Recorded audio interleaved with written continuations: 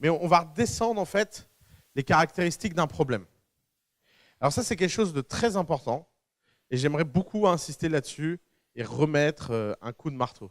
C'est beaucoup plus simple de résoudre un problème que de vendre des... C'est la fameuse blague, c'est plus facile de vendre un Doliprane à un mec qui a mal à la tête que de vendre des vitamines.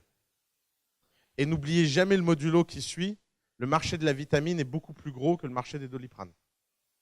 C'est intéressant comme point. C'est beaucoup plus simple de vendre un Doliprane à un mec qui a la migraine que des vitamines. Pourtant, le marché de la vitamine C, c'est 7 fois le marché du Doliprane. Parce qu'il y a beaucoup plus de gens qui prennent des vitamines que de gens qui ont mal à la tête. Mais vendre de la vitamine C, c'est le boulot le plus dur au monde. C'est du marketing, c'est extrêmement compliqué.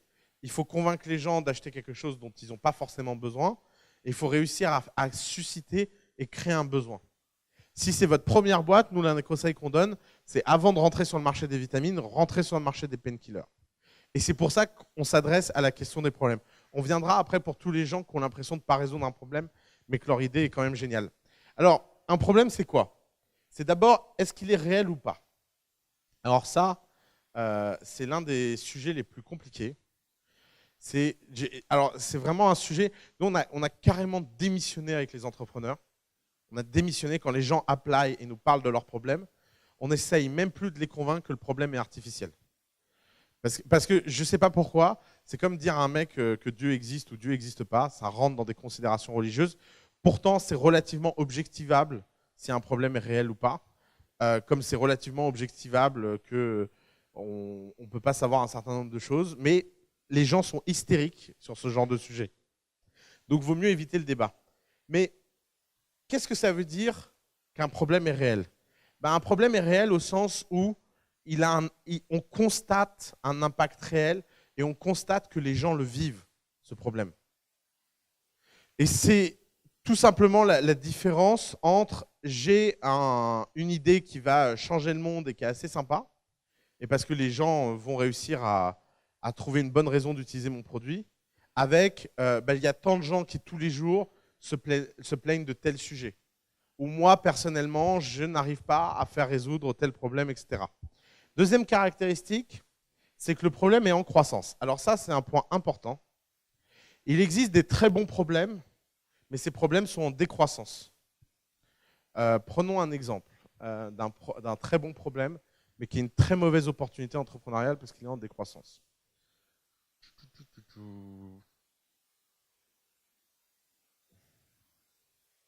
Tiens, imaginez que vous êtes sur le marché de la transition énergétique. Il y a un problème, c'est d'isoler sa maison. D'accord? Pendant longtemps, c'était un marché en croissance, parce que toutes les maisons étaient à isoler. Donc c'était le bon moment de se lancer. Parce que la masse des maisons disponibles était en croissance. On construisait de plus en plus de maisons qui avaient besoin de plus en plus d'isolement. Il s'est passé deux choses sur ce marché-là. Le premier, c'est qu'on construit de moins en moins. Ce n'est pas parce que la demande est de plus en plus faible, c'est juste qu'on a de plus en plus de mal à construire pour plein de raisons. Puis deuxièmement, c'est typique d'un marché où aujourd'hui les acteurs en place, comme le marché est décroissant, qu'il y a de moins en moins de maisons à isoler, ont une position dominante et c'est très dur pour un nouvel acteur de rentrer. C'est typique d'un très bon problème, mais qui est une très mauvaise opportunité de marché parce que la croissance n'est pas dans le bon sens. C'est la différence entre fabriquer des ordinateurs personnels dans les années 80 et de fabriquer des ordinateurs professionnels. Les gens qui fabriquaient des ordinateurs professionnels ont tous fait faillite. Tous. Tous ceux qui fabriquent des ordinateurs personnels ont créé des histoires incroyables. Pourtant, si vous regardez les chiffres de l'époque, dans les années 80, le marché de l'ordinateur professionnel, c'est un truc géant. Et si vous regardez le marché de l'ordinateur personnel, c'est tout petit. Mais la différence entre le marché de l'ordinateur personnel et le marché de l'ordinateur professionnel, c'est que professionnel, il était en train de stagner, et personnel, c'était une exponentielle. On vendait tous les ans 3 fois plus d'ordinateurs personnels que l'année d'avant. Alors oui, c'était des tout petits chiffres, mais c'est des gens qui ont cru au fait que ça allait continuer comme ça, ad vitam aeternam, jusqu'à atteindre les 1 milliard ou 1 milliard 500 millions de PC dans le monde. Donc c'est une liquidité sans fin et une liquidité permanente. C'est typique de est-ce que mon problème est en croissance ou est-ce que mon problème n'est pas en croissance. Et il y a des problèmes qui deviennent complètement, qui du jour au lendemain disparaissent du marché. Prenons par exemple, je ne Je pense à ça à cause de Volkswagen. Prenons l'exemple des pots d'échappement à filtre. Vous savez, il y a des sous-traitants dont le boulot est de faire des pots d'échappement qui filtrent le diesel pour que les émissions de fines particules soient moins importantes dans l'air. Volkswagen semble connaître quelques petits gros hacks là-dessus qui ont un peu mal tourné. J'ai organisé un voyage dans la vallée, il y avait une boîte comme ça qui faisait machin, et ils voulaient absolument visiter Tesla. Et sur le coup, je n'ai pas percuté. Je n'ai pas percuté pourquoi ils voulaient visiter Tesla. Et le mec demande à Tesla quelle technologie de pot d'échappement ils utilisent. Et j'ai trouvé génial celle-là. Je m'en souviendrai toute ma vie. C'est effectivement, c'est un problème, les pots d'échappement, mais il existe des voitures qui n'ont pas de pot d'échappement. Il n'y a pas de pot d'échappement sur une voiture électrique. Il n'y a pas d'émission sur une voiture électrique. Mais vous rigolez tous, et c'est vrai que c'était pas évident. Donc, typique, il faut faire très attention, est-ce que le problème est en croissance ou pas? Et il faut faire très attention à, est-ce que vous êtes dans une situation où le marché va être encore pertinent ou pas? Il y a des problèmes qui, tout simplement par des solutions technologiques qui n'ont rien à voir avec votre marché, qui font disparaître le marché. Ensuite, est-ce que le problème est définissable? Alors ça, c'est, je pense, la partie la plus intéressante, et je vais vous lire un petit poème. Et ouais, j'ai entendu c'est mon côté romantique. Je suis tombé là-dessus récemment, et ça m'a halluciné.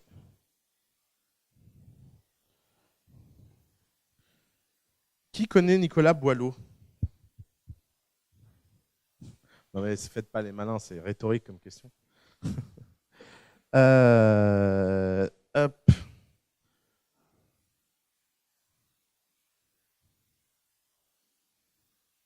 Alors je pense que vous connaissez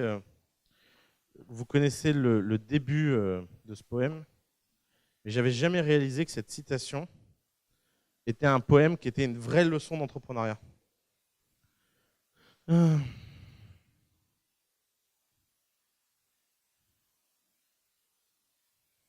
Ouais, alors évidemment, quand Google vous lâche. Vous avez vu Facebook, Tinder et Instagram down le même jour? Vous imaginez la perte de sens de notre génération en une soirée? Tinder, Instagram, Facebook. Mais qu'est-ce que les gens ont fait pendant une soirée?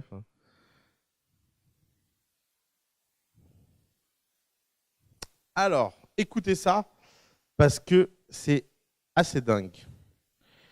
Avant donc que d'écrire, apprenez à penser.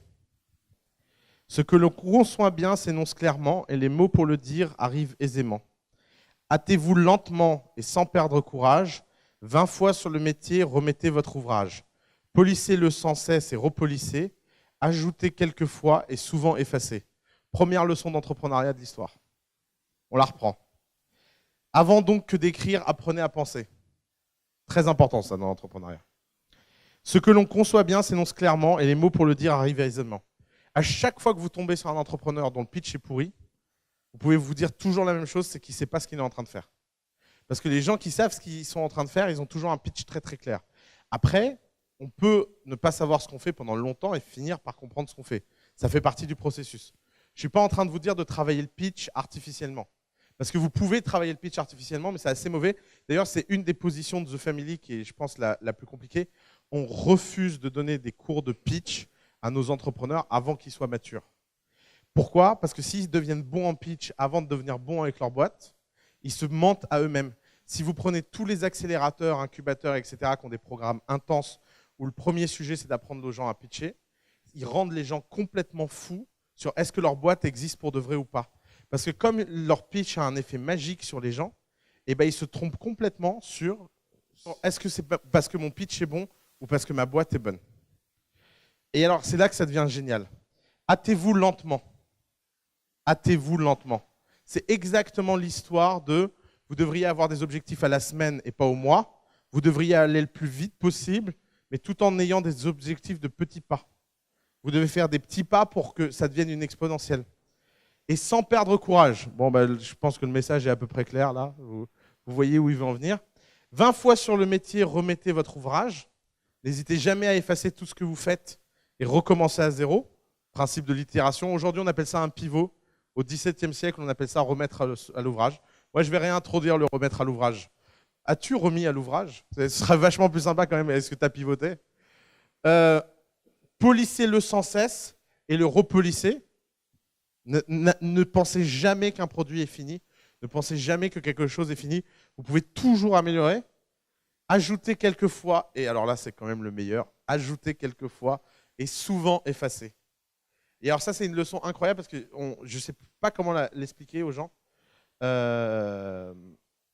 Il est très, très, très souvent beaucoup plus judicieux d'effacer ce qu'on a fait plutôt que de rajouter quoi que ce soit. Il est souvent beaucoup plus judicieux de supprimer des features que d'en rajouter. Il est souvent beaucoup plus judicieux de tout balancer par la fenêtre plutôt que de faire quelque chose. Et ça, c'est un poème de Nicolas Boileau. Alors, je connaissais la citation, mais je n'avais pas pris conscience que c'était un poème. Et ça résume à peu près bien cette histoire de est-ce que le problème est explicable ou pas. Et alors, c'est un vrai sujet parce que le problème de la définition du problème, c'est que vous devriez le prendre comme un avertissement sur à quel point votre projet va être facile à exécuter ou pas. Encore une fois, entendez-moi bien, il y a des problèmes pas du tout définissables. Si vous prenez un Airbnb, si les types avaient essayé de définir le problème Airbnb avant de faire Airbnb, ils n'auraient pas fait Airbnb. C'est un point très important. Parce que le problème Airbnb, il faut passer 3 ans dedans pour le comprendre.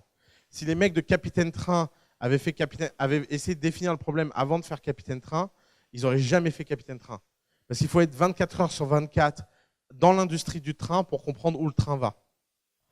Ça ne veut pas dire que Airbnb ou Capitaine Train n'ont pas pris des risques inconsidérés.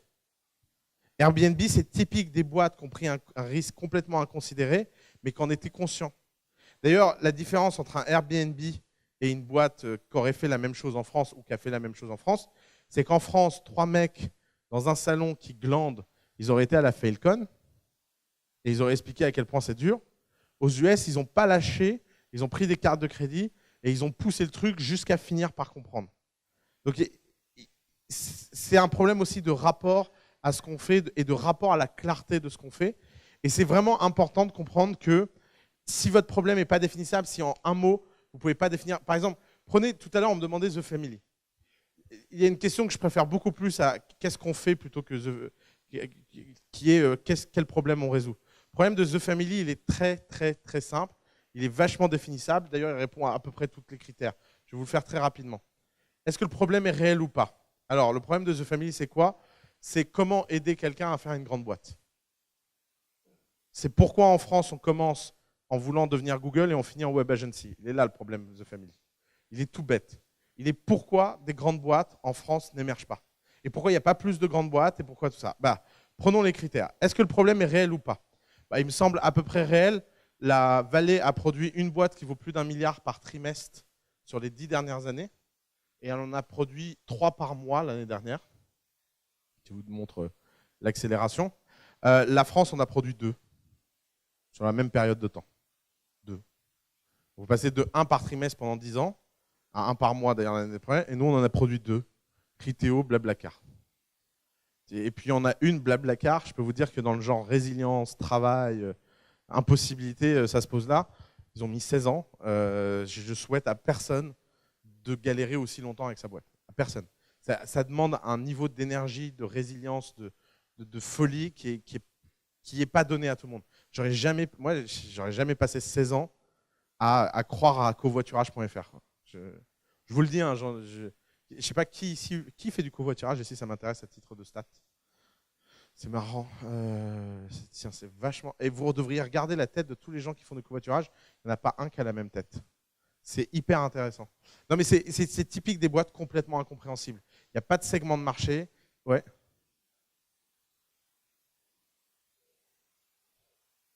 Ils n'en savent rien. En fait, ils disent, eux, oui, tu veux dire quelque chose?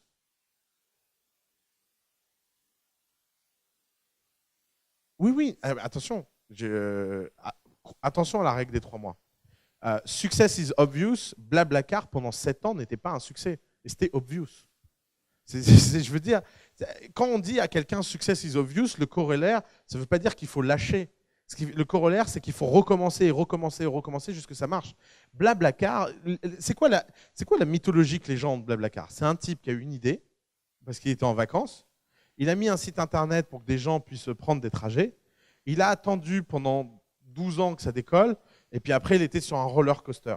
Mais c'est pas ça.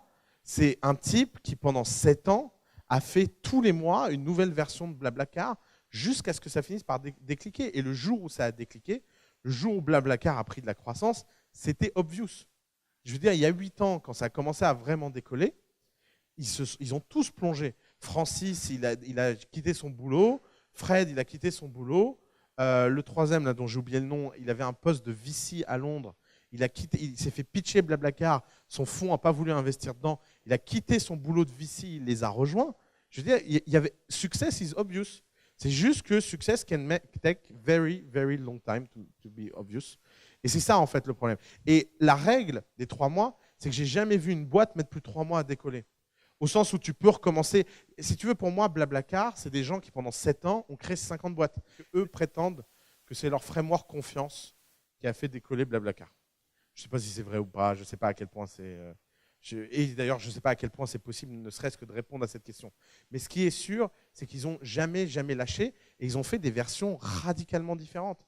Ils ont fait, tu vois, cette histoire de framework bla, bla, bla, bla, bla, bla, c'est génial comme truc. Mais pour découvrir ça, ils ont testé plein de choses. Avant, ils matchaient les gens sur la musique. Ils ont matché les gens sur les relations. Ils ont matché les gens sur les profils sociaux. Puis un jour, ils se sont dit, mais putain, le truc, c'est qu'est-ce qui fait qu'une expérience de covoiturage se passe bien? Est-ce que les gens parlent? Est-ce que les gens parlent un peu, beaucoup, moyennement? Et c'est le fameux bla, bla, bla, bla, bla, bla. C'est que tu peux choisir si tu es du type à parler un peu ou beaucoup. Est-ce que le problème The Family est en croissance? Bah oui, parce qu'il y a de plus en plus de gens qui veulent être entrepreneurs. Et il y a de plus en plus d'opportunités entrepreneuriales. Est-ce que vous savez pourquoi il y a de plus en plus d'opportunités entrepreneuriales? On va voir à quel point vous comprenez les hypothèses dans lesquelles vous vivez. Pourquoi dans cette salle, il y a 50 mecs qui veulent devenir entrepreneurs? Et pourquoi dans ce pays, il y a tous les mois plus de gens qui veulent devenir entrepreneurs? Ouais. Parce qu'il n'y a plus de sécurité de l'emploi. Si c'était vrai, le premier pays au monde en termes d'entrepreneuriat serait l'Afghanistan. C'est plus... Alors si c'était vrai, la Jamaïque serait le premier pays fournisseur d'entrepreneurs. Parlez fort que les gens entendent. Exactement. C'est aussi con que ça. Il y a une corrélation directe entre le coût dans un pays à se lancer et le nombre de gens qui se lancent. C'est tout bête. Après, derrière ça, les gens trouvent des raisons personnelles. Et c'est toujours la différence entre un raisonnement macro et un raisonnement micro. D'un point de vue micro, je suis sûr que tu fais ta boîte parce que tu as envie de kiffer. Je suis sûr que toi, c'est parce que tu as peur d'être au chômage. Je comprends. Je suis sûr qu'il y a plein de gens ici. Je suis sûr que dans cette pièce, il y a autant de gens que de raisons de se lancer. Mais d'un point de vue macro, ce n'est pas ça la question. D'un point de vue macro, ce n'est pas pourquoi vous vous lancez, mais c'est pourquoi vous pouvez le faire. Et vous pouvez le faire parce que la barrière à l'entrée, tous les mois, se réduit. C'est aussi bête que ça. Ce qui veut dire que la barrière à l'exit monte. Pensez à ça aussi. C'est que par définition, plus il y aura d'entrepreneurs, plus ce sera les entrepreneurs de plus grande qualité qui survivront. Il y a 10 ans, on pouvait réussir en étant très mauvais dans l'entrepreneuriat. Vous imaginez pas, moi je vais vous raconter une anecdote personnelle. Il y a 10 ans, quand j'ai lancé un site internet, il y a plus que 10 ans maintenant, il faut que j'arrête de dire 10 ans, parce que je commence à être vieux. Donc il y a 15 ans. Donc il y a 15 ans, quand j'ai lancé un site internet d'antiquité. Regardez la vie d'un entrepreneur à l'époque. Vous faites un site internet d'antiquité. Vous le mettez en ligne. Alors, vous mettez quoi en ligne? Vous mettez une page HTML. Il n'y a pas de design. Tout le monde s'en fout. De toute façon, personne ne sait ce qu'est le design. Vous pouvez même mettre, vous savez, du texte, vous vous souvenez de ça? Qui défile comme ça, de la droite à la gauche. Et vous êtes dans le top technologique parce que vous allez faire du JavaScript. Là, les gens, ils arrivent et disent « Waouh, le texte, il défile ». Vous êtes seul. Comment vous recevez les paiements? Vous les recevez par virement bancaire. Il n'y a pas de paiement de carte bleue, il n'y a pas besoin de confiance. Les gens font des virements. Imaginez, à l'époque, vous avez des gens qui achètent des antiquités à Tours, des antiquités de Tours, un type qui s'appelle Oussama, qui a 15 ans, qui met une photo de lui en ligne normale, avec un compte en banque en Suisse et une boîte en Uruguay. Parce que le seul endroit sur Terre qui accepte les mineurs, c'est l'Uruguay. Et les gens font des virements pour acheter des meubles. Normal. Normal. Vous croyez vraiment que ça aujourd'hui c'est possible? C'est mort. Parce que c'était le royaume de l'amateur, parce que c'était le royaume de l'Internet, et que quand quelque chose est nouveau, les gens font n'importe quoi parce que personne ne s'est encore fait arnaquer. Effectivement, j'ai jamais arnaqué personne. Mais à un moment, le business model aurait pu être de ne jamais livrer aucun meuble. Hein. Franchement. J'ai mis des années à comprendre ça, que j'aurais gagné 100 fois plus d'argent en livrant jamais aucun meuble. Il n'y a pas de conditions générales d'utilisation, il n'y a pas de contrat. Et comment vous faites pour amener des gens sur votre site Internet à l'époque? Comment? Les annuaires? Ouais, même pas, ça n'existe pas encore. Alors si, pardon, tu vas sur yahoo.com, qui a un annuaire. Je voulais dire, tu n'avais même pas plein d'annuaires, tu avais un truc. Tu allais sur yahoo.com, tu mettais ton site. Alors c'était génial, yahoo.com. C'est arrivé, on disait, qu'est-ce que fait ton site? Tu dis, je fais des antiquités. Est-ce qu'il vend ou est-ce qu'il expose? Tu dis, il vend. Et tu étais dans la catégorie vente, antiquité, et tu avais 60 000 visiteurs par jour. Parce que tous les mecs dans le monde qui cherchaient antiquité, c'était le seul site sur lequel ils pouvaient aller. Il y en avait, vous croyez que ça existait, le gros hacking? Après, tous les mecs de cette génération, ils viennent faire les malins. Je les appelle les enfants de la bulle. Ils viennent, ils disent, ouais, moi je suis entrepreneur. C'est des mecs qui sont entrepreneurs depuis les années 2000. Ils ont gagné de l'argent en 2000 et comme par hasard, ils n'ont jamais rien fait après. Mais je comprends parce qu'en fait, ils étaient sur leur yacht ou je sais pas quoi. Mais en fait, non. Ils ont essayé de faire plein de choses, mais ça a tout le temps foiré. Et pourquoi ça foire? Parce que ces mecs sont complètement décorrélés des besoins d'aujourd'hui. Prenez un exemple. Qui connaît sefaireaider.com ici? Alors, c'est normal que personne connaisse, d'ailleurs. C'est la démonstration. Se faire aider, c'est le site qui a levé le plus d'argent il y a 2 ans, en 2013, en France, en seed. C'est le fondateur de seloger.com. Seloger.com, ça a l'air de ne pas être un branque. C'est quand même un mec qui a fait une boîte, qui gagne plusieurs centaines de millions, qui arnaque je ne sais pas combien d'agents immobiliers par mois en France. Et un mec qui arnaque des agents immobiliers, moi je trouve qu'on est dans le top du top, quoi. C'est le mec qui arnaque des arnaqueurs. Ça commence à être de la suprématie. Et le mec de Se Loger, qu'est-ce qu'il fait? Il a fait une boîte, il a fait Se Loger, il se croit malin, il aurait dû faire coup d'État, il aurait économisé beaucoup d'argent à ses investisseurs.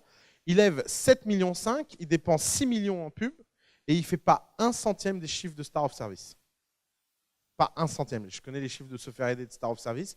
1 centième. Star of Service, c'est 2 mecs en calbut, qui ont 110 employés dans le monde et qui ont lancé 60 pays.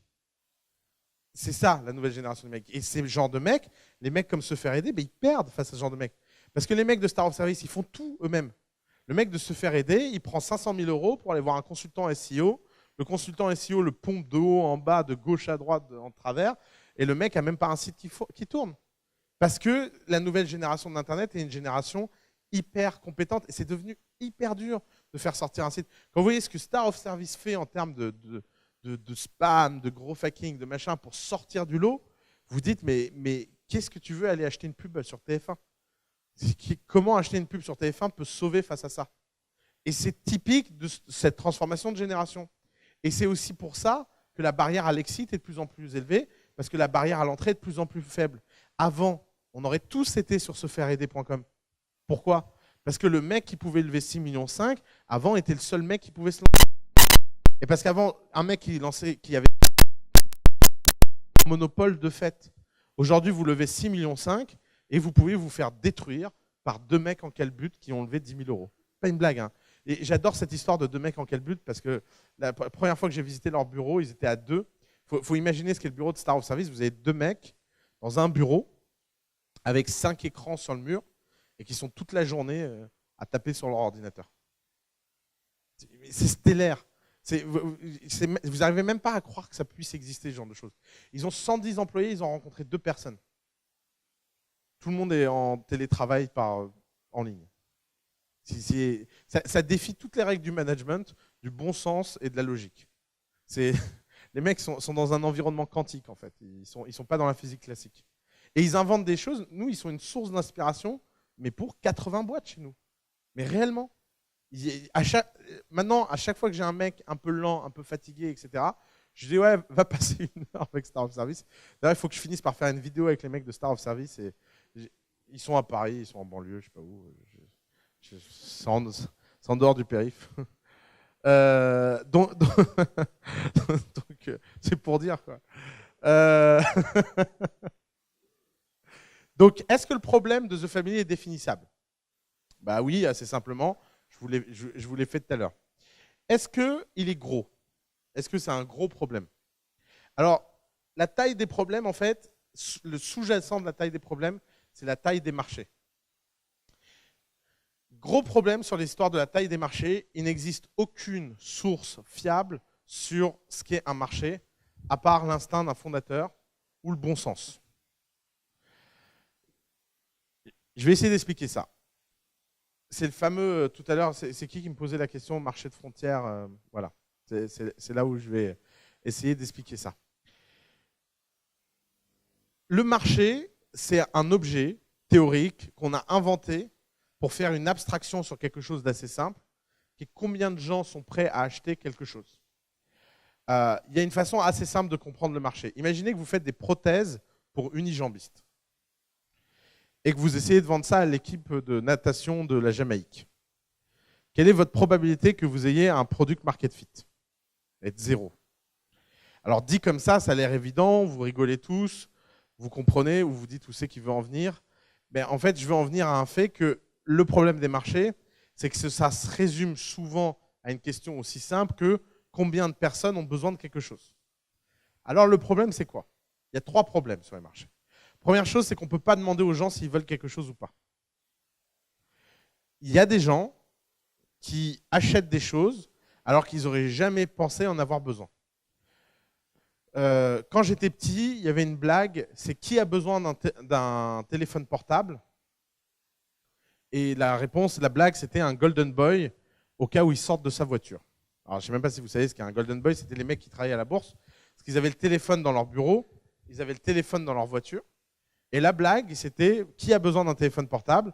Bah, le Golden Boy, parce qu'entre le bureau et la voiture, il a besoin d'un téléphone portable pour le temps où il marche. Et on n'imaginait pas que qui que ce soit d'autre aurait besoin d'un téléphone portable. Et si vous aviez demandé aux gens à l'époque s'ils avaient besoin d'un téléphone portable, bah, les gens auraient dit non, je n'ai pas besoin d'un téléphone portable. Maintenant, on met un téléphone portable dans les mains des gens, on le fait payer quelques centaines d'euros, on fait payer un abonnement à quelques dizaines d'euros, et ça devient l'une des industries les plus lucratives de l'histoire de l'humanité. C'est le revenu net des opérateurs télécoms est délirant. Quand vous voyez qu'un Free peut venir avec une offre à 19 € et gagner de l'argent, ça vous fait réfléchir sur le niveau de marge des mecs avant. C'est vraiment un délire, en fait, l'industrie de la télécom, du téléphone. D'ailleurs, les mecs qui font de la télécom dans le monde, si vous prenez à peu près chaque pays dans le monde, vous avez un mania local, il y a une sorte de Xavier Niel local, c'est le mec qui a fait fortune dans les télécoms. Par exemple, qui est le mec le plus riche d'Ukraine? Le mec qui fait des télécoms en Ukraine. Qui est le mec le plus riche de Grèce? Le mec qui fait des télécoms en Grèce. Qui est le mec le plus riche d'Israël? Le mec qui fait des télécoms en Israël. C'est un jeu, il n'y a qu'aux États-Unis où c'est pas vrai. Mais c'est parce qu'aux États-Unis, il y a les États-Unis qui sont un pays plus grand que chaque État. Mais par contre, si vous regardez le mec le plus riche de Californie, alors ça marche pas, mais le mec le plus riche de l'Iowa, c'est sans doute le mec qui fait des télécoms en Iowa. Je ne le connais pas, mais je suis sûr qu'il y a un mec en Iowa qui gagne beaucoup d'argent comme ça. Et regardez un Patrick Drahi qui a bâti une fortune à dette, juste en rachetant des opérateurs télécoms et en faisant rembourser la dette avec les bénéfices des clients. Le mec a réussi à emprunter pratiquement 100 milliards, je crois, ou 50 milliards. Les chiffres sont tellement dingues que je suis un peu perdu. Mais simplement sur une promesse qui est que là où un opérateur faisait 30% de bénéfices, avec lui, il va faire 40% de bénéfices et il va utiliser les 10% de bénéfices pour rembourser la dette. Et comment un type peut arriver dans une boîte et passer une boîte de 30 à 40% de bénéfices juste en mettant des cost killers? C'est tout simplement parce que c'est des boîtes qui ont des cultures de la dépense délirantes. Ce n'est pas des boîtes qui ont des cultures de l'économie, puisque vous n'êtes pas dans le retail, vous n'êtes pas à chercher chaque micro-marge. C'est des boîtes qui faisaient 80-90% des bidas, personne n'a jamais compté à aucun étage. Donc quand vous avez un mec qui vient et qui compte à tous les étages, il y a du cash qui sort par la fenêtre, en fait. Parce que, tout simplement, il y a des efficiences. Alors pourquoi je vous raconte ça? Parce que même quelque chose d'aussi évident que le téléphone, tout le monde est passé à côté. Tout le monde. D'ailleurs, je regardais il n'y a pas si longtemps un film avec mon petit-neveu qui est Piège de cristal. Je ne sais pas si vous avez vu ce grand film culturel extraordinaire. Et je regarde le film et pour moi, c'est quand même le film, quoi. Et je dis, ah, ça t'a plu? Il me dit, ouais, bof. Je dis, pourquoi? Il me dit, ouais, mais c'est pas très réaliste comme scénario. Je dis, quoi? Mais pourquoi pas très réaliste? Il me dit oui, il aurait pu prendre son téléphone portable et appeler les secours. Comment t'expliquer? Et alors je lui dis, bah oui, mais à l'époque, il n'y avait pas de téléphone portable. Et là, bon, il avait 8 ans. Quoi? Mais comment les gens faisaient? Il a commencé à me poser toutes les questions. Il me disait, mais comment les gens ils faisaient pour prendre un rendez-vous? Bah tu sais, moi je me souviens plus.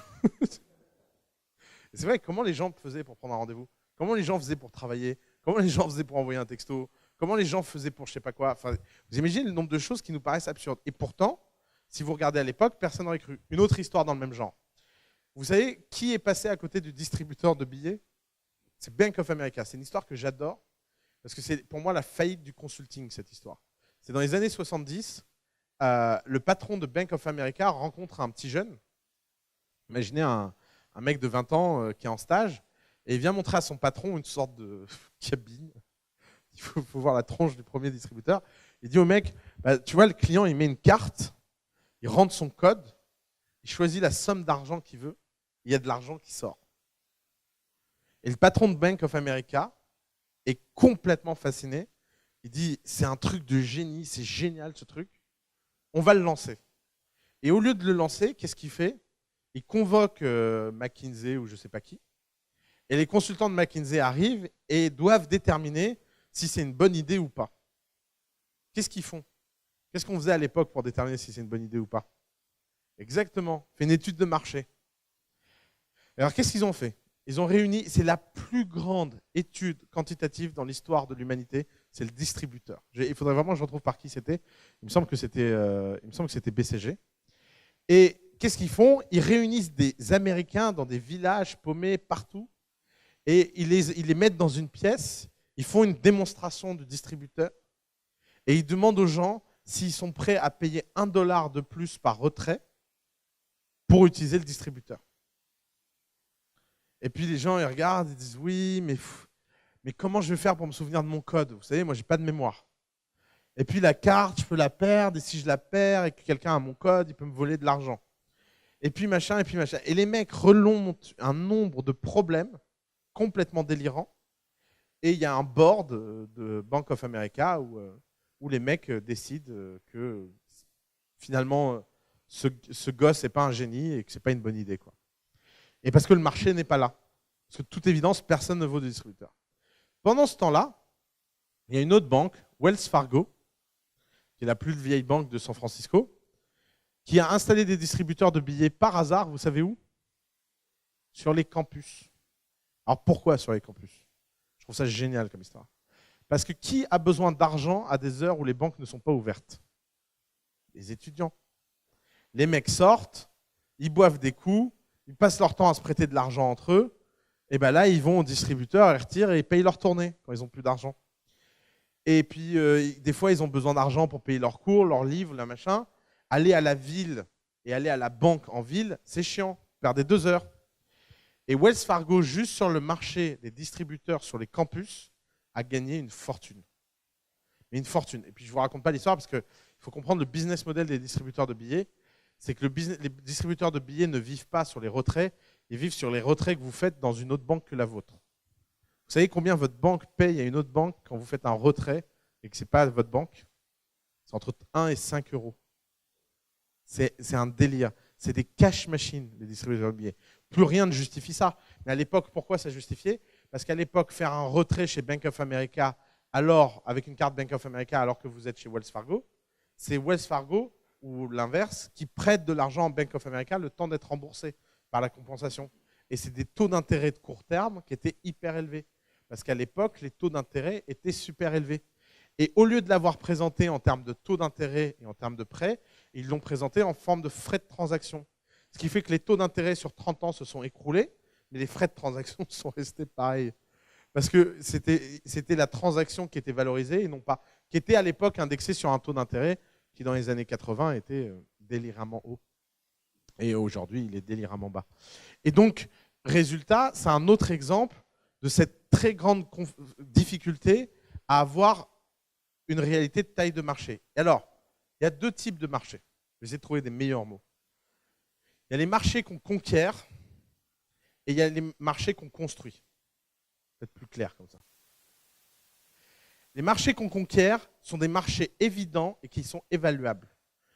Ou par exemple, vous allez vous dire, moi j'attaque, je sais pas, le marché de la banque de détail. Le marché de la banque de détail, c'est un chiffre à peu près fiable. Même quand McKinsey essaie de l'évaluer, il ne se trompe pas. Par contre, imaginez que vous lanciez par exemple sur le marché de la réalité augmentée. Et bien là, McKinsey se trompe tout le temps. Ou Roland Berger, ou je ne sais pas qui. Pourquoi ? Parce qu'ils évaluent une hypothèse et ils la tirent de façon linéaire. Et donc, ils ne savent jamais évaluer correctement. Il faut savoir que toutes les études d'évaluation de marché de création sont soit surévaluées, soit sous-évaluées. Elles ne sont jamais au bon endroit. Pourquoi ? Parce que c'est très très dur de prédire le futur. C'est quelque chose que les gens ne savent pas faire, prédire le futur. C'est quelque chose que personne ne sait faire, prédire le futur. Et donc, c'est là que commence la difficulté. C'est que vous avez besoin d'avoir confiance dans est-ce que votre marché est gros ou pas. Donc, deux cas. Soit vous êtes en train de conquérir un marché qui est déjà saturé.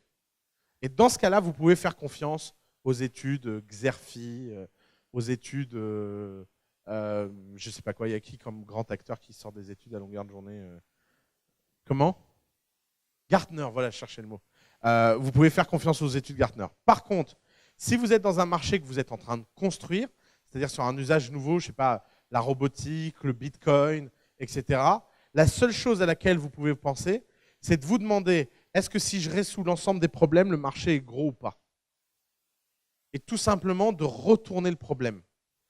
Quel est le sujet ? Le sujet, c'est que la plupart des entrepreneurs prennent un risque produit assez faible, prennent un risque techno assez faible, prennent un risque exécution assez faible, mais ils prennent un risque marché hyper élevé. Parce qu'ils se disent, si mon truc marche, eh ben ce sera tout petit. Par exemple, on a reçu un slide deck d'Apply cette semaine où un mec nous disait qu'en 2020, il gagnerait 20 000 euros par an. Et je l'ai trouvé génial, celle-là. Effectivement, il y a peu de chances qu'il gagne plus de 20 000 euros par an et il cherche 300 000 euros à lever. Mais il est où son problème ? Le problème, c'est qu'il n'a pas compris un raisonnement de base. C'est que les gens qui investissent, c'est pour gagner de l'argent. Ce n'est pas du mécénat. Mais c'est tout simplement une mauvaise évaluation de ce qu'est une taille de marché. Effectivement, s'il n'y a pas de marché, il n'y a pas de boîte. Ce n'est pas parce qu'il y a un problème qu'il y a une boîte. C'est parce qu'il y a un problème très courant, très gros, très récurrent. Et qui en plus est en croissance et donc vous laisse de la place pour toute la concurrence. Et donc j'espère que c'est un peu plus clair entre cette idée de frontière et de marché, je ne sais même plus ce que j'avais dit. Ouais, disruptif. C'est tout simplement, est-ce que vous êtes en train de construire un marché ou est-ce que vous êtes en train de conquérir un marché ? Et alors, vraiment, tout change.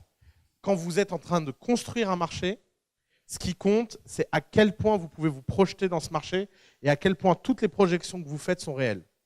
Alors que quand vous êtes en train de conquérir un marché, tout ce qui compte, c'est le marketing. Tout ce qui compte, c'est votre capacité à voler un client au voisin et à faire croire que votre solution est meilleure que celle du voisin. Quand vous conquérez un marché, la concurrence compte. Quand vous construisez un marché, la concurrence ne compte pas. On va essayer de faire un tableau comme ça avec tous les critères et voir qu'est-ce que ça implique. Parce que c'est vraiment, ça change tout en fait. Comment dire, ça simplifiera beaucoup des conseils que vous recevez. Prendre un exemple, il y a des gens qui disent une start-up ne devrait pas faire de marketing. Il y a des gens qui disent une start-up ne devrait faire que du marketing. En fait, les deux ont raison. C'est juste que les gens qui conquièrent un marché devraient être marketing driven. Les gens qui construisent un marché devraient rien en avoir à faire. Est-ce qu'il faut avoir un bon produit ? Est-ce que vous avez besoin d'avoir un produit excellent ? Il y a des gens qui disent que tout est dans le produit. Il y a des gens qui disent rien n'est dans le produit. Ben, si vous construisez un marché, le produit ne compte pas. Vous en foutez, vous êtes les premiers. Je veux dire, les gens seront bien contents. Quand vous voyez les solutions Bitcoin, je ne sais pas si des gens ici sont dans le Bitcoin. Mais moi, à chaque fois que je vois une solution de Bitcoin, ça fait mourir de rire parce que ça me rappelle l'Internet dans les années 90. Vous avez des gens qui, très légitimement, dans leur boîte, vous disent ouvre le terminal, tape /dièse bit 300 en te grattant sur la tête et tu verras le résultat apparaît. J'ai dit, quoi encore ? Alors que ce serait complètement inadmissible s'ils étaient en train de conquérir un marché. Et vous voyez, elle est là l'excellence. L'excellence, c'est que vous devez comprendre en fonction de ce critère, qu'est-ce que vous avez besoin de faire et qu'est-ce que vous n'avez pas besoin de faire. À l'inverse, Est-ce que vous avez besoin d'apporter une valeur ajoutée extraordinaire? Quand vous construisez un marché, oui. Quand vous conquérez un marché, non. Contre-intuitif, celle-là. Les gens qui conquièrent un marché saturé, quel est toujours leur raisonnement? Leur raisonnement, c'est de dire « je dois faire mieux que la concurrence ». Mais vous ne devez pas faire mieux que la concurrence. Pour conquérir un marché saturé, il suffit de faire aussi bien que la concurrence. Il suffit juste de le faire plus vite, plus fort, en le disant plus souvent. Si vous arrivez à convaincre les gens que vous êtes le meilleur en n'étant pas meilleur, vous gagnez un marché saturé. Alors, prenez un exemple. Slack. Regardez Slack. Qui utilise Slack ici? Vous l'utilisez tous parce que je suis con. On vous le fait utiliser. Slack n'a rien inventé. Rien. Tout ce qu'il y a dans Slack, c'est IRC. Vraiment. Et c'est pour ça que c'est un produit magique. Pourquoi Slack est une boîte magique? Parce qu'ils ont simplement réussi à réunir des gens qui avant ne se parlaient pas. Les techs et les non-techs. Et ils ont réussi à faire un produit universel. Tout le monde aime bien leur violet chatoyant. Tout le monde aime bien leur logo qui tourne. Tout le monde aime bien leurs petits effets visuels. Tout le monde aime bien ce côté un peu girly que Slack a. Ces mecs sont dans l'universel et le milieu dans tout ce qu'ils font. D'ailleurs, je vous invite à lire le mémo du patron de Slack qui s'appelle We Don't Sell Saddle Here, S-A-D-L-E, We Don't Sell Saddle Here, qui est un mémo qu'il a écrit 2 semaines avant le lancement de Slack et qui est une leçon sur la conquête des marchés saturés. Une leçon. Et il dit dedans, on ne va pas essayer de faire mieux qu'HipChat, on va juste le faire parfaitement. Il y a une différence entre faire quelque chose parfaitement et mieux. Mieux, ça veut dire que vous apportez de la valeur ajoutée. Il n'y a aucune valeur ajoutée objective entre Slack et HipChat. Aucune. C'est juste que Slack est plus convaincant. C'est juste que Slack est plus émotionnel. C'est juste que Slack est plus ambitieux.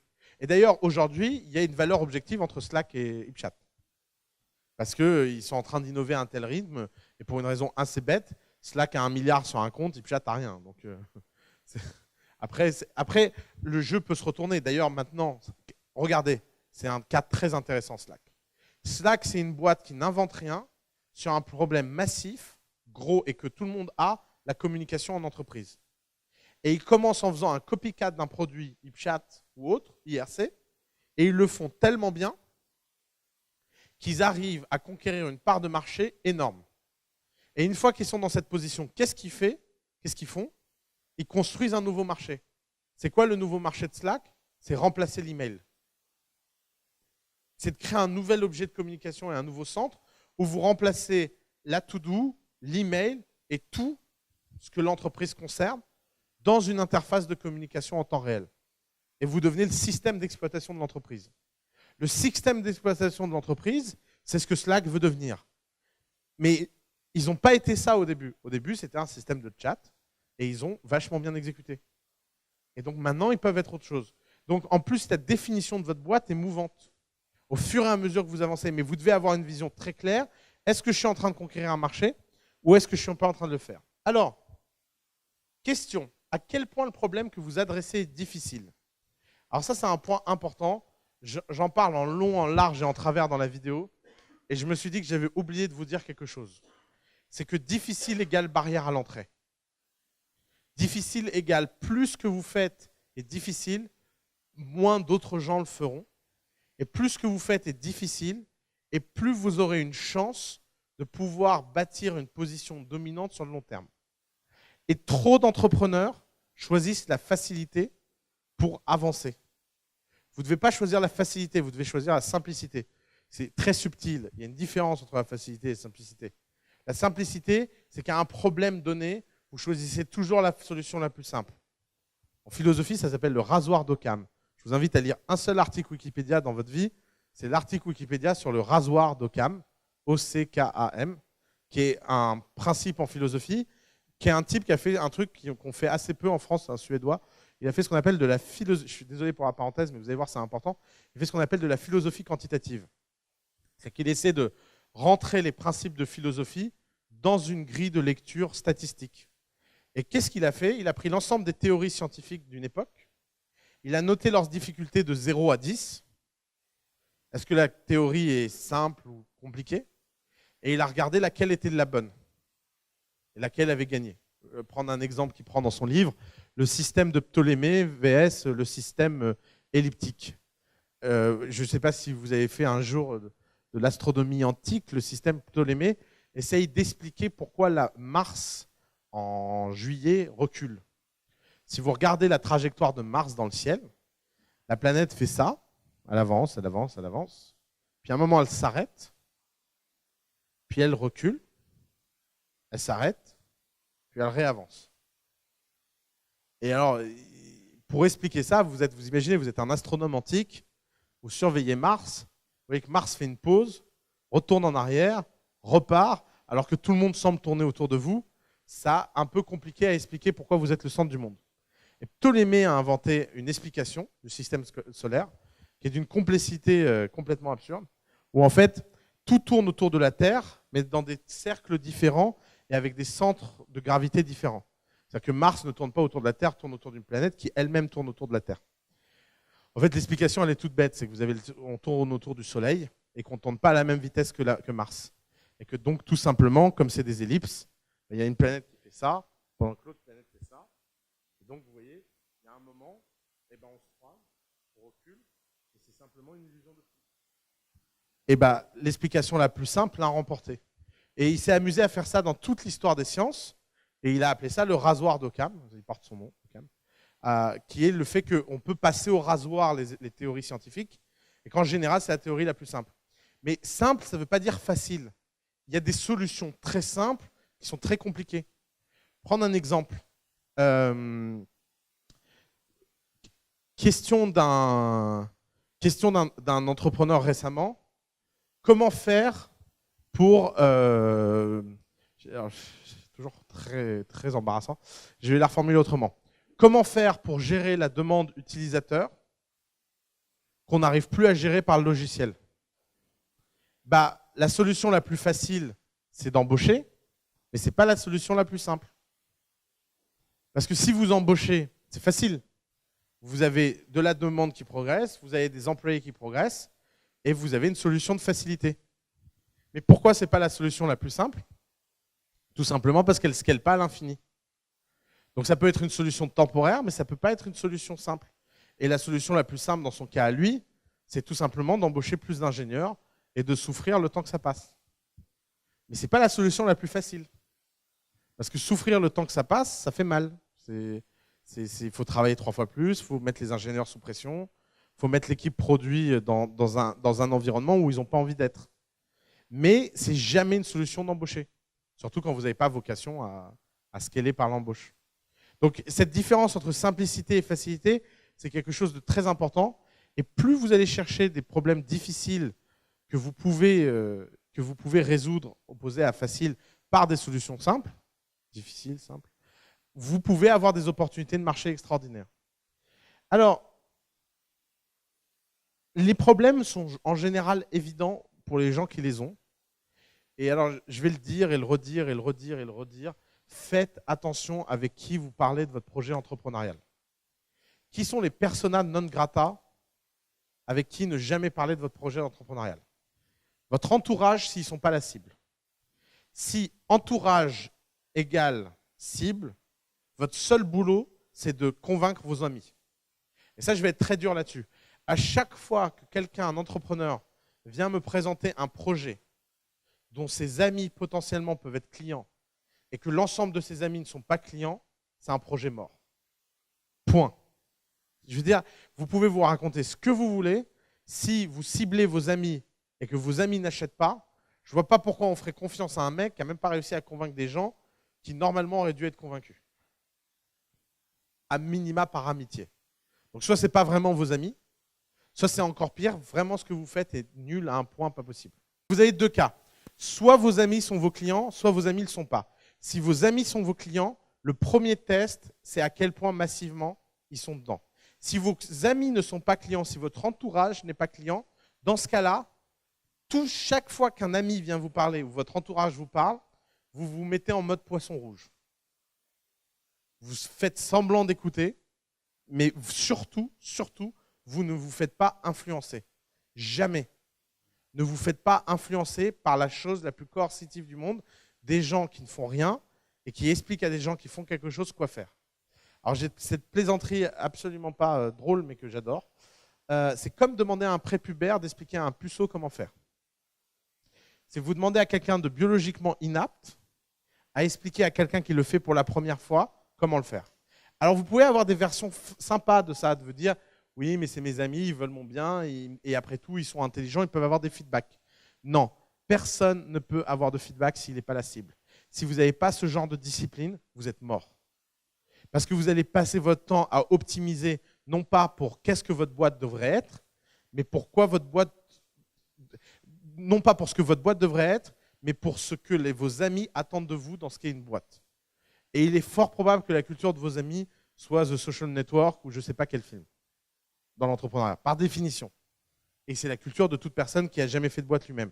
Et alors, d'ailleurs, encore pire, et ça je vous assure à quel point c'est dur, méfiez-vous de votre entourage entrepreneur. Il n'y a rien de pire qu'un entrepreneur qui conseille un autre entrepreneur. Rien. Nous, on tient un tableau à The Family où on note les entrepreneurs qui feraient des bons partenaires chez nous. C'est avec des gens qui sont entrepreneurs, mais qui pourraient passer de l'autre côté de la barre et faire des partenaires chez nous. On a 1500 entrepreneurs dans notre communauté, quelque chose comme ça. 1200, entre 1200 et 1500, je ne sais pas trop exactement le compte. On en a 3 dans le fichier. On a 3 personnes. C'est extrêmement rare. Vous voulez les 5 caractéristiques d'un entrepreneur qui conseille un autre entrepreneur? Première caractéristique, c'est qu'il ne parlera jamais de ce que l'autre doit faire, mais de ce que lui aurait aimé faire. Déjà, vous avez besoin de 10 ans de psychanalyse pour passer ça. Deuxièmement, les entrepreneurs ont tendance à expliquer pourquoi ça a marché pour eux. Et ce qui a marché pour eux est devenu une solution universelle. Parce qu'ils ne font pas la différence entre causalité et corrélation. Il faut être hyper discipliné intellectuellement pour réussir à conseiller quelqu'un sans être emporté par ses émotions. La troisième chose, ils ne savent jamais reconnaître les limites de leur savoir et à quel point ils sont clients ou pas. Par exemple, j'ai assisté à une scène qui m'a beaucoup amusé. On a Save My Smartphone qui a lancé un nouveau produit et qu'on a parlé à table, à dîner avec un groupe d'entrepreneurs chez nous.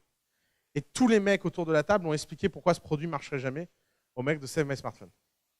Et le mec de Save My Smartphone a répondu que tout le monde ne vivait pas à Paris, n'avait pas le revenu que ces mecs-là avaient, et que oui, il y avait beaucoup de gens qui n'étaient pas dans cette situation et qu'évidemment, les gens autour de la table ne les connaissaient pas. Et le nouveau produit en question, qui est l'achat-vente de téléphone portable, est un carton.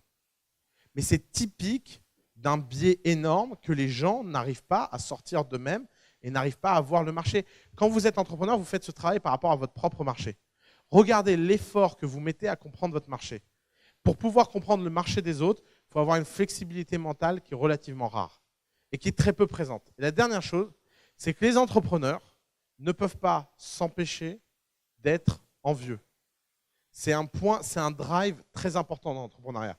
Si vous n'avez pas une toute petite part de jalousie qui vous pousse à vouloir faire mieux que les gens autour de vous, ça n'arrive pas à porter. Le problème, c'est que ça distord le type de conseil que vous donnez autour de vous.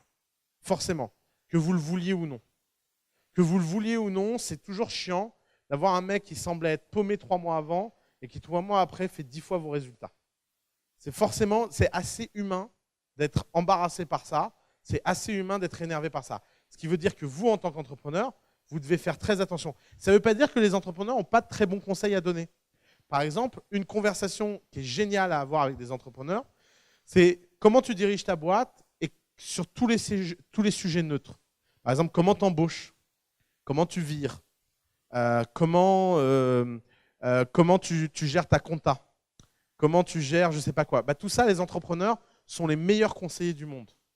Parce que comme c'est un sujet neutre et que ça ne vous concerne pas et que c'est un objet théorique, vous forcez les gens à aller vers un objet simple que les gens comprennent. Et vous forcez les gens à théoriser un petit peu. Donc faites très attention à votre entourage et faites très attention à quel point votre entourage peut avoir une influence ou pas. Donc première personne non grata, c'est l'entourage. Bernard Tapie était un zonard qui s'emmerdait chez lui, qui avait fait des petits boulots, qui avait quitté l'école, qui ne sait pas quoi. Et un jour, il est chez sa mère ou je ne sais pas qui, quelqu'un de son entourage, quelqu'un sonne à la porte et le type vient lui vendre une télé. Une télé, c'est quoi une télé? Et Bernard Tapie fait rentrer le mec lui explique, lui montre un catalogue, lui dit voilà, c'est une télé, machin, ça coûte combien, machin. Et puis Bernard Tapie lui dit mais t'en vends beaucoup. Le mec il dit ah c'est très dur, j'arrive pas à vendre de télé, machin. Mais tu gagnes combien si tu vends une télé? Il dit bah la télé on la vend 5000 francs et moi je touche 1500 francs. Si tu touches 1500 francs à chaque fois que tu vends une télé, mais tu dois être millionnaire. Ah non, tu sais, j'en vends une par mois, ça me permet à peu près de survivre, c'est très dur, machin. Mais tu peux me ramener une télé pour que je vois? Et le mec, il dit, ouais, je peux ramener une télé. Puis le mec vient avec une télé, et il ramène la télé, et il montre à Bernard Tapie comment ça marche la télé. Il faut imaginer une époque où un mec voit une télé pour la première fois de sa vie.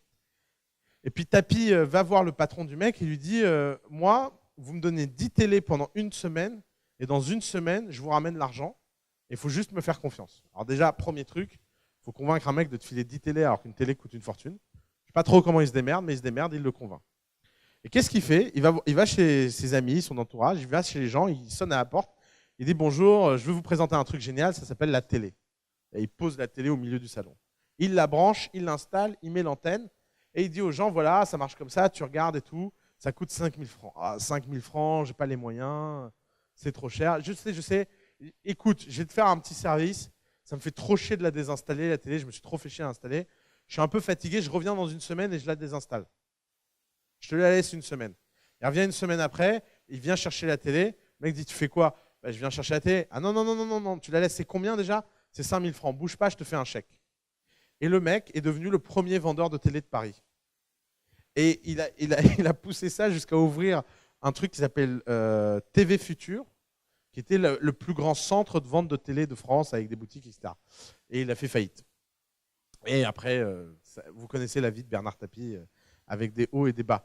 Mais je trouve cette histoire incroyable parce qu'elle montre cette histoire d'entourage.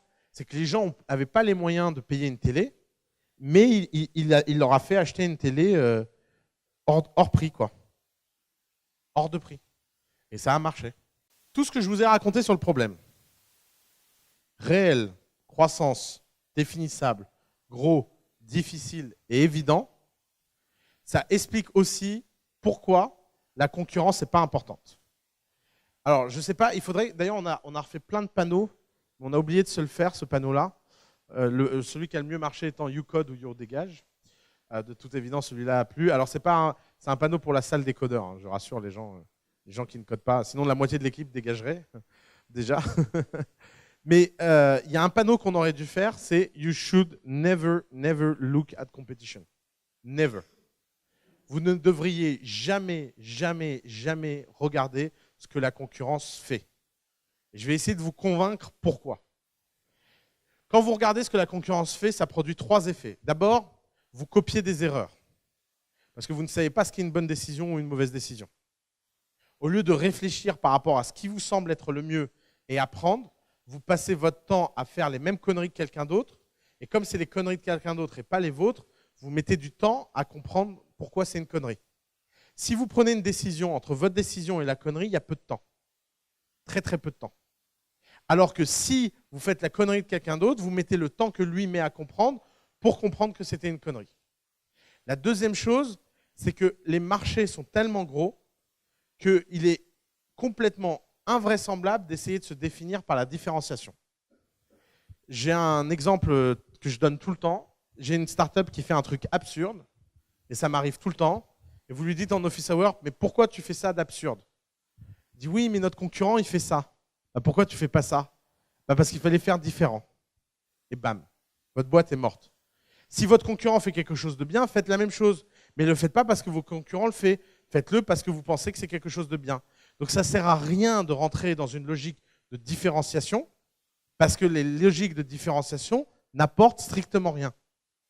Les logiques de différenciation, ça fonctionne quand vous êtes une grande boîte, que vous êtes Procter & Gamble et que vous vous demandez comment faire pour vendre une pâte de dentifrice dont personne n'a besoin en la faisant différente. Ça, c'est une stratégie de différenciation. Vous mettez du rouge au lieu du bleu parce que dans le supermarché, tout le monde est en bleu. Ça marche. Mais ça, c'est des raisonnements de l'ancien temps. Quand vous êtes en train de conquérir un marché, ça ne fonctionne pas, la différenciation. La troisième chose, c'est que la concurrence et le rythme de la concurrence ne seront jamais aussi rapides que si vous vous imposez un rythme et une concurrence interne. Votre plus grand ennemi, c'est vous-même.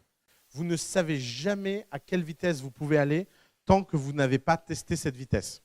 Je ne sais pas s'il y a des gens qui courent dans la salle. Alors c'est un raisonnement très théorique que je vais faire.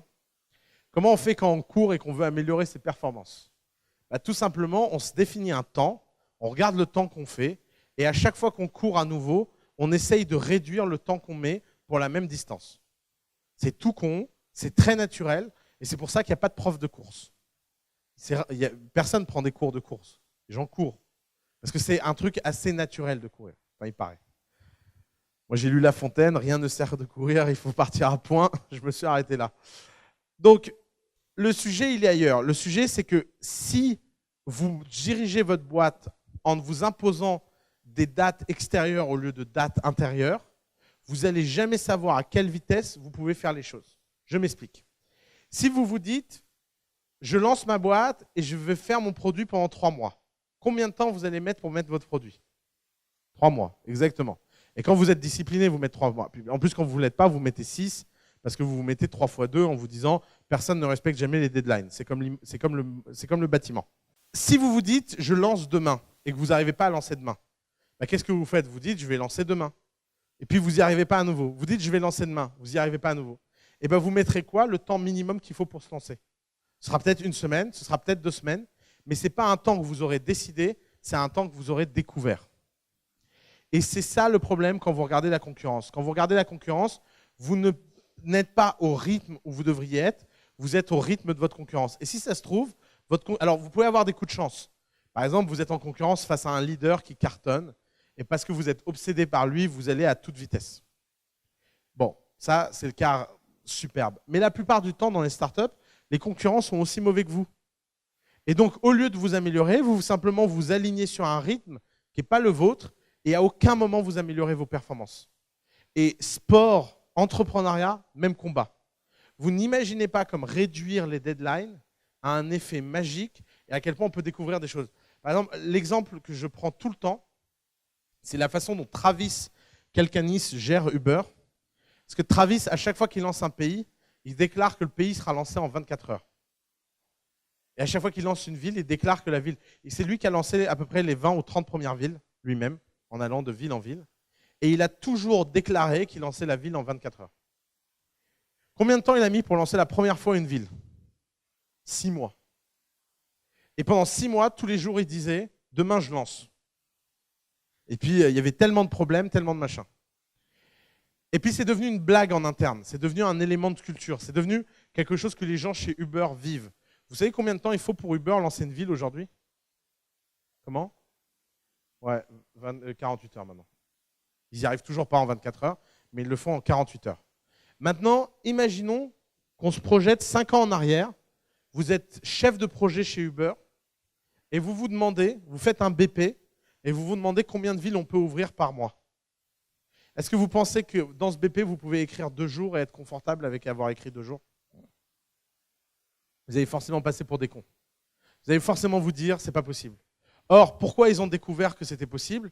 Tout simplement parce qu'ils ont admis que c'était impossible, ils ont optimisé et ils ont découvert des optimisations qui n'auraient jamais été découvertes s'ils n'avaient pas ce rythme-là. Donc, au début, le plus beau conseil que je peux vous donner, c'est de ne jamais, jamais, jamais regarder la concurrence. Parce que regarder la concurrence, ça perturbe. Regarder la concurrence, ça déforme. Regarder la concurrence, ça vous met dans une logique de réponse plutôt que dans une logique de création. Regarder la concurrence, ça vous met au rythme de la concurrence et ça ne vous met pas. Et surtout, ça vous fait faire prendre des décisions à l'envers du genre « Pourquoi tu ne fais pas ça ?»« Ah ben je ne le fais pas parce qu'il y a machin qui le fait déjà. » Et ben c'est peut-être la bonne chose à faire. Et si tu ne savais pas que machin le faisait déjà, et ben tu l'aurais fait aussi. Et tu vas peut-être découvrir des choses que les autres n'ont pas découvert, ou tu vas peut-être être juste mauvais et pas marcher. C'est pas je veux dire, ne pas regarder la concurrence, ça peut faire aussi faire rater. Mais au moins, vous aurez raté pour des raisons internes. Donc vous aurez une information complète et fiable sur votre erreur. Parce qu'au moins, tous les critères seront internes et il n'y en a aucun qui sera externe. Ne jamais faire de benchmark. Jamais. C'est interdit comme mot. Si. D'ailleurs, nous, ce qu'on fait, c'est que c'est nous qui les écrivons pour nos entrepreneurs pour garder leur pureté. Tu sais que quand un investisseur te demande ça, si tu avais un peu de courage, et si ce n'est pas la première fois que tu lèves, tu devrais lui dire ces 4 vérités, en lui disant c'est ton travail, espèce de gros connard, de savoir quelle est la concurrence. Et parce que tu as besoin de remplir un mémo, tu essaies de faire croire à moi, entrepreneur, que ça a le moindre intérêt opérationnel de regarder la concurrence. Et qu'aucun concurrent, aucun entrepreneur du monde n'a jamais retiré aucun bénéfice de faire ça. Mais comme tu es trop feignant pour faire ton travail d'investisseur, tu le délègues à des entrepreneurs qui viennent en leur expliquant que ce serait inadmissible qu'un entrepreneur ne connaisse pas sa concurrence. Quand tu regardes tous les grands entrepreneurs, Zuckerberg, tu parles avec lui, tu lui dis c'est quoi la plus grande erreur que tu as faite de ta vie? S'il y a vraiment un truc que tu regrettes et en plus tu n'as rien appris. C'est-à-dire que ce n'est pas l'erreur constructive, parce que vous savez, on n'arrête pas de dire on apprend de ses erreurs. Il y a des erreurs qui apprennent rien du tout. À part qu'on a perdu du temps et qu'il ne fallait pas le faire. Il y a des erreurs constructives. Il y a des erreurs, on en tire un enseignement. Et quand vous lui dites, c'est quoi la pire erreur, la moins constructive, il dit, c'est d'avoir regardé Twitter. Il dit, on a perdu 2 ans sur Facebook parce qu'on était obsédé par Twitter. Et d'ailleurs, regardez, quand Google Plus s'est lancé, vous savez ce que Zuckerberg a fait? Il a interdit l'accès à Google Plus sur tous les ordinateurs de Facebook. Il était impossible de se connecter à Google Plus depuis Facebook. C'était symbolique. C'était ça ne nous concerne pas, qu'ils aillent se faire foutre. Qu'ils le fassent, leur social network. Vous avez vu ce qu'a donné Google Plus? Ça a été un fiasco total. Avec plein de gens qui ont cru aux articles des journalistes disant que Google Plus avait de l'attraction. Juste, petite parenthèse, à chaque fois que vous voyez une boîte et que vous voyez des articles sur une boîte expliquant qu'un truc est un phénomène, mais que la boîte refuse de communiquer le moindre chiffre, c'est parce que vous savez qu'il se passe quelque chose de mal. C'est un réflexe journalistique à avoir. Quand vous voyez ce double phénomène, c'est une technique de manipulation 1 au 1. C'est votre produit ne marche pas, il faut faire croire qu'il marche, donc vous payez des journalistes amis, influencez des journalistes amis pour sortir des articles, et vous refusez de communiquer le moindre chiffre en disant « je ne sais pas d'où vient ce leak, je ne sais pas d'où vient ce truc ». Nous, on le fait à longueur de journée, tout le monde le fait à longueur de journée dans cette industrie. Ne faites jamais. D'ailleurs, vous savez, j'ai peut-être oublié de le préciser, pourquoi vous vous plantez tous dans l'analyse de votre concurrence? Parce que votre source d'info, c'est la presse. Parce que votre source d'info, encore, si vous aviez accès au Google Analytics de votre concurrent, ce serait génial. Vous imaginez une interface, vous vous connectez, vous avez toutes les boîtes qui font la même chose que vous avez toutes les datas. Là, vous pourriez prendre des décisions intelligentes. Mais vous les prenez par rapport à la presse. Et la presse raconte n'importe quoi. Par exemple, on a une boîte là, Shannon School Move, extraordinaire. Il m'a pété les couilles avec leurs concurrents, machin, je sais pas quoi, ils sont trop forts, ils ont levé 2 millions, machin. Je dis, ils ont levé 2 millions? Il me dit, ouais, ils ont levé 2 millions. Je dis, mais comment tu sais qu'ils ont levé 2 millions? Ah ben, il y avait un article dans les Échos comme quoi ils avaient levé 2 millions. Ah, il y a un article dans les Échos qu'ils ont levé 2 millions. On commence un peu à connaître le marché, on commence à avoir un pifomètre quand les gens se foutent de la gueule du monde. Qu'est-ce que j'ai fait? J'ai été sur société.com, j'ai téléchargé le PV d'Assemblée Générale et les mecs avaient levé 600 000 €. Et ils ont annoncé 2 millions. Pourquoi? Parce qu'il n'y a pas un seul putain de journaliste dans ce pays qui sait se connecter à société.com. C'est un truc de dingue. Les mecs font des annonces de levée de fonds. Quand même, en France, on est obligé de publier au greffe les augmentations de capital. Vous ne pouvez pas les cacher. Et les mecs ne savent pas payer 7,50 € pour télécharger le PV. Et je lui dis, tu vois, détends-toi, ils ont que 600 000 €. Et le mec était choqué. Alors, il a 21 ans, il découvre ce monde, et il était choqué. Et il me dit, depuis, j'arrive plus à lire un seul article dans la presse, parce que je me dis, si c'est comme ça dans notre industrie, comment c'est dans les autres? C'est le grand problème de la presse. Peut-être qu'un jour, un entrepreneur résoudra ce problème. Mais en attendant, vous ne pouvez pas comparer votre situation interne avec le storytelling des autres. C'est affreux de faire ça. C'est que vous passez votre temps à prendre dans la gueule le storytelling des mecs et vous vous comparez à votre situation interne. Et vous dites, putain, moi c'est la merde, lui ça marche d'enfer. C'est un cas très connu, c'est Stéphanie Pellepra avec Rostopolitan, où tout le monde, sa mère inclus, pense qu'elle est milliardaire et sa boîte est en cessation de paiement. Et le jour de la cessation de paiement, les Échos titrent 10 startups qui vont révolutionner la France, Rostopolitan. Ce qui est génial, elle raconte publiquement que la meilleure décision qu'elle ait prise, c'est de rompre l'omerta, d'aller dans la presse et dire ça ne marche pas, on pivote. Et ça a fait un buzz de buzz, parce que là les journalistes ont fait, en fait, c'est la faillite. Et c'est ce qui a sauvé sa boîte. Non mais je trouve ça complètement dingue comme histoire. Mais ça montre Où est le combat? Le combat, il est interne, il n'est pas externe. Et donc, à chaque fois que vous regardez le storytelling des autres, si le mec n'est pas trop branque en storytelling, c'est des coups à se déprimer. C'est pareil, on a une boîte là, qui était obsédée par requête Internet. Alors, des fois, on est conflicté, mais je leur ai dit, si vous connaissiez les chiffres de requête Internet sur votre business, vous seriez hallucinés. Ils font 1/10 de vos chiffres. Mais arrêtez d'être obsédé par ça, parce que même s'ils ne faisaient pas 1/10, il faut avancer par rapport à vous et pas par rapport aux autres. Et d'ailleurs, c'est les limites de la copie. Tous les mecs qui lancent un concept en copiant, leur seul objectif devrait être d'être autonome le plus rapidement possible. C'est très bien de copier, c'est très bien pour commencer, ça enlève plein de problèmes. D'ailleurs, les artistes se forment en copiant. Si vous voulez être peintre, vous copiez des grands peintres, si vous voulez être écrivain, vous copiez des grands écrivains. Mais il faut en sortir très vite. Si vous avez le malheur de copier ad vitam aeternam et de ne pas vous autonomiser, ça ne fonctionne pas. Ça, c'est comme une question de journaliste. Vous savez à quoi on reconnaît un type entraîné à parler aux journalistes et un type qui n'est pas entraîné à parler aux journalistes? C'est qu'un type qui n'est pas entraîné à parler aux journalistes et répond aux questions des journalistes. Le type vous pose une question débile et vous répondez à la question débile. Résultat, vous avez une interview de merde. Dès que vous avez le moindre PR training, le mec vous pose n'importe quelle question, vous faites passer votre message. Et ça donne des interviews extraordinaires. C'est exactement la même chose avec les clients. Les clients te demandent en quoi tu fais quelque chose de différent et tu vas répondre en quoi tu es extraordinaire. Tu ne vas pas répondre à la question. Mais c'est pas grave, tu vas passer à autre chose. Et tous les mecs qui te demandent des benchmarks, etc., tu leur dis, moi, ce n'est pas mon boulot d'aller comparer des gens qui sont trop longs et trop mauvais, c'est le tien, fais ton benchmark, utilise les deux solutions, puis quand tu verras qu'on sera meilleur, tu n'utiliseras que nous. Point. Et si tu n'as pas cette agressivité-là et si tu n'as pas ce point-là, c'est fini. Tu ne peux pas être dans une compétition et dire oui, c'est vrai.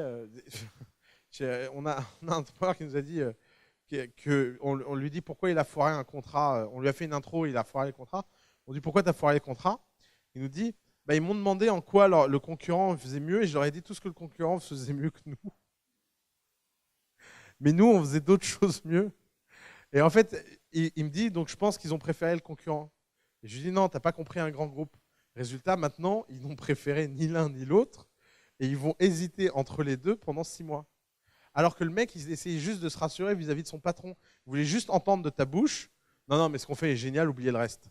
Pour qu'il puisse aller voir son patron. Et quand le patron lui dira, alors les autres, ils disent, non, c'est bon, oubliez, j'ai vu avec des gens très fiables, c'est bon. Parce que tout ça n'est que de la psychologie. Alors effectivement, quand tu es un ingénieur très analytique et qu'on te pose une question, tu n'as pas envie de mentir. Parce qu'il dit, oui, mais j'ai pas envie de mentir.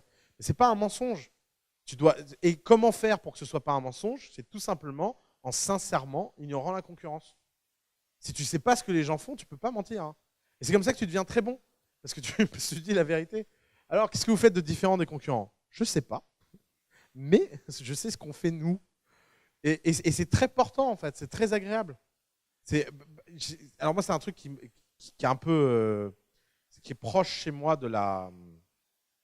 À chaque fois qu'à The Family, il y en a un qui a le malheur de m'expliquer qu'on devrait faire quelque chose parce qu'il l'a vu ailleurs, il se fait atomiser. C'est parce que c'est comme ça que vous gardez la pureté d'une organisation. Et parce que ça veut dire que tu as passé 1 heure à essayer de comparer de l'extérieur et c'est pas bon, quoi. Tu aurais mieux fait de passer 1 heure à réfléchir de l'intérieur. Et ce genre de discipline, ça change tout à long terme. C'est ce qui différencie les leaders des suiveurs. C'est pour ça que Pepsi ne sera jamais Coca, quoi. Les mecs peuvent faire ce qu'ils veulent, ils n'y arrivent pas. Et pourtant, les deux vendent de la merde. Hein. Je veux dire, regardez, quelle est la meilleure décision business que Pepsi ait prise dans leur histoire? C'est d'avoir acheté Tropicana. Ouais, c'est vrai. Aujourd'hui, Tropicana représente 20% de leur bénéfice. C'est la plus grosse business unit. Pourquoi c'est la meilleure décision business? Parce que Pepsi a compris que le healthy serait une tendance dans la boisson 15 ans avant Coca. Et que c'est l'un des rares moments dans leur histoire où Pepsi a pris une décision, non pas en réaction à Coca, mais juste sur un délire perso, parce que le PDG était malade. C'est une histoire vraie. Le PDG de Pepsi a développé un diabète. Quand tu es le PDG de Pepsi et tu développes du diabète, tu te poses des petites questions sur ta vie, quoi. Ça te fait réinterroger plein de choses. Et il a commencé à prendre ce genre de décision, à aller dans le healthy, etc. Et Pepsi ne va pas niquer Coca en niquant Coca. Ils vont niquer Coca en allant sur un marché dont Coca n'a même pas conscience de l'existence. Et si vous regardez en termes d'exécution marketing, quelle boîte dans le monde surpasse Coca? Quelle boîte? Aucune. Je veux dire, vous allez au cinéma, vous voyez une pub Coca, vous avez envie de pleurer, quoi. Les mecs vendent du bonheur. S'il te plaît, vous faites quoi? Je vends du bonheur. Non mais, et ils le vendent super bien. Ils le vendent à une échelle, à un scale qui est atomisant. Qu'est-ce que tu veux courir après des mecs aussi doués? Je veux dire, tu as forcément l'air d'être un rappeur qui est de droite, quoi, tu vois, ou de je sais pas quoi. C'est le bourgeois gentilhomme. Tiens, c'est une grande référence culturelle ce matin. Je sais pas ce que j'ai. Vous voulez lire une pièce pour prendre une leçon d'entrepreneuriat? Lisez le bourgeois gentilhomme. Qui a lu le bourgeois gentilhomme de Molière là? Voilà, ça, on voit qu'on est dans un pays éduqué. On serait aux États-Unis, personne n'aurait lu. Serge, tu l'as pas lu, lis-le, s'il te plaît. Non mais c'est encore pire, espèce de feignant. Ouais. Le bourgeois gentilhomme, c'est quand même une histoire extraordinaire. C'est un bourgeois qui a tout, qui a l'argent, qui a la fortune, qui a tout ça, et qui veut absolument être un aristocrate. Mais le problème, c'est qu'on est aristocrate, on ne le devient pas. Enfin, on ne rattrape pas des choses qui s'apprennent dans la prime enfance.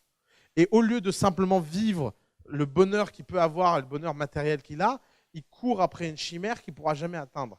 Bah, c'est exactement la même chose avec ces histoires de Pepsi, Coca, de boîtes qui courent après d'autres boîtes. C'est qu'il y a juste des gens qui ont plus le swag que d'autres, quoi. Il y a juste des gens plus doués que d'autres. Il y a juste des gens plus poétiques que d'autres. Et donc, ça ne sert à rien d'aller face à ces trucs qui sont complètement irrationnels. Vous savez, la boîte qui est incroyable pour ça et qui, moi, m'a terrorisé pendant des années, c'est Microsoft. Prenez Microsoft face à Apple.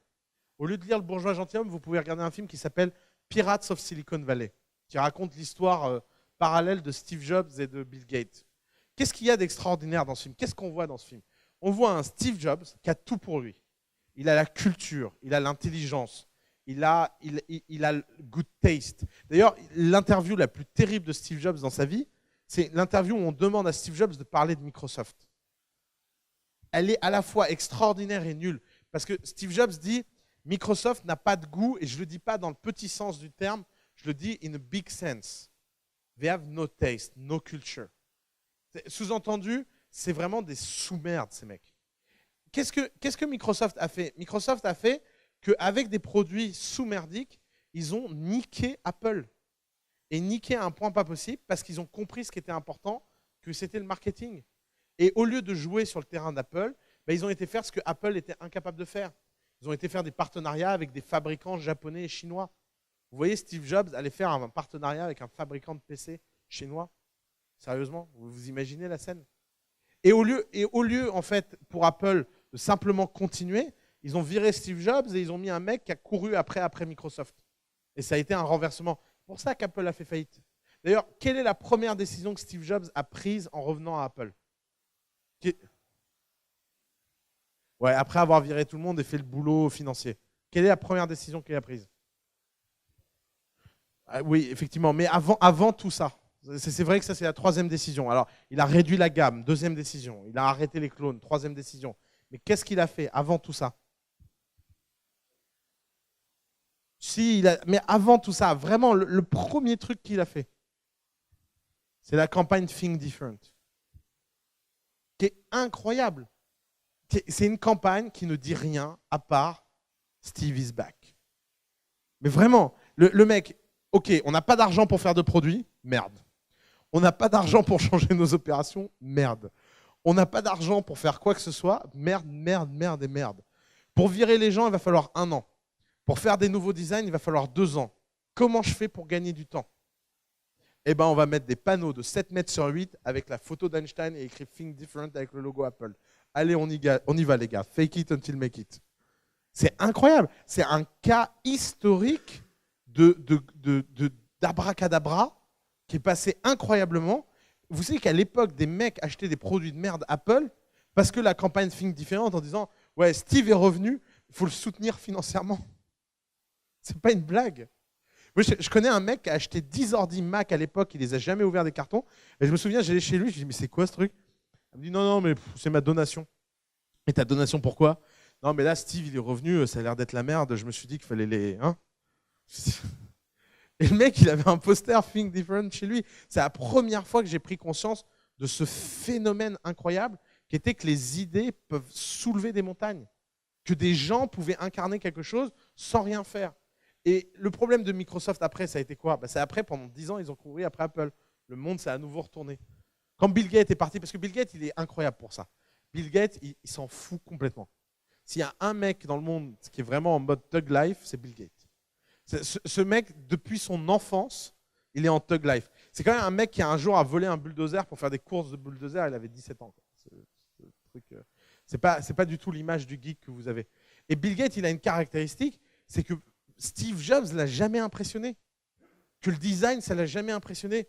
Que la seule chose qui l'a impressionné, c'était de faire énormément d'argent et qu'il a toujours été le meilleur à ce jeu. Vous savez comment Microsoft DOS a été vendu? Les mecs avaient un rendez-vous chez IBM pour vendre BASIC. Vous savez ce que c'était Microsoft à l'origine? C'est la société qui a créé le langage BASIC. Je ne sais pas si des gens ici connaissent ce que c'est BASIC. C'est un langage de programmation vraiment basique. Et, et il se retrouve dans une pièce en train de vendre BASIC et le mec lui dit oui, bon, BASIC, c'est dépassé. Non, ce qu'on cherche, c'est un truc extraordinaire, ça s'appelle un système d'exploitation.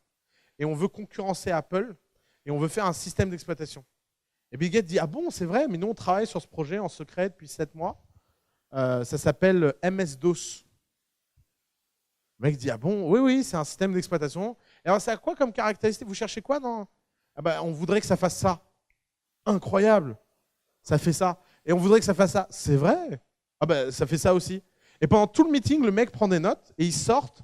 Et tu as Paul Allen et Steve Ballmer qui en bas disent mais c'est quoi, c'est un projet sur lequel tu travailles sur le côté? Ils disent non, on n'a rien les gars. Mais tu viens de vendre à IBM un truc qu'on n'a pas? Mais ouais, mais tu m'as dit que tu avais un pote qui connaissait un mec qui avait inventé un système d'exploitation. Et ils ont été acheter Microsoft DOS pour $30 000 à un mec à Seattle qui avait mis au point ce truc et ils l'ont tweaké. Et vous savez qui a écrit le compilateur de ce truc? C'est un mec qui s'appelle Steve Wozniak et qui avait besoin d'un peu de pognon sur le côté. Et ouais. Donc vous voyez non, ça me fait mourir de rire. Le truc, ça montre à quel point les boîtes sont construites quand la culture est en adéquation avec ce que l'entrepreneur veut. Steve Jobs, il n'aurait jamais fait ça. Déjà, Steve Jobs, il n'aurait jamais été parlé à IBM, pour commencer. Déjà, tu ne le mets pas dans une pièce. Et il aurait préféré, lui, faire son hardware, son software, son machin. C'est un modèle. Et Apple est passé par la fenêtre le jour où Apple a arrêté d'être Apple. Peut-être qu'Apple va à nouveau passer par la fenêtre en faisant des iPad Pro. Que quand ils sortent des produits qui ont l'air d'être sortis par Microsoft, des gens peuvent légitimement se poser des questions. Et ça va être la même chose pour Microsoft. Microsoft est passé par la fenêtre. Pourquoi Microsoft va bien depuis 2 ans? Parce qu'il y a un type à la tête qui dit « Mon boulot, c'est de faire de l'argent avec les entreprises. » Qu'on soit cool ou pas cool, je m'en bats les couilles. Il est incroyable, le nouveau CEO de Microsoft. Mais vraiment, moi, je le trouve extraordinaire. Microsoft est une boîte qui va beaucoup mieux parce qu'ils ont arrêté de courir après Apple. Et c'est toujours la même chose. C'est-à-dire que la concurrence, c'est un truc distordant parce que ça vous fait prendre des décisions extérieures qui n'ont aucune logique intérieure. Et c'est toujours caricatural d'imiter un mec qui n'est pas vous, en fait. Parce que c'est être un bourgeois gentilhomme, on passe forcément pour un con. Forcément. On ne peut pas imiter quelqu'un de l'extérieur et ressembler à quelque chose de bien. Allez, je vous embrasse. Bonne journée.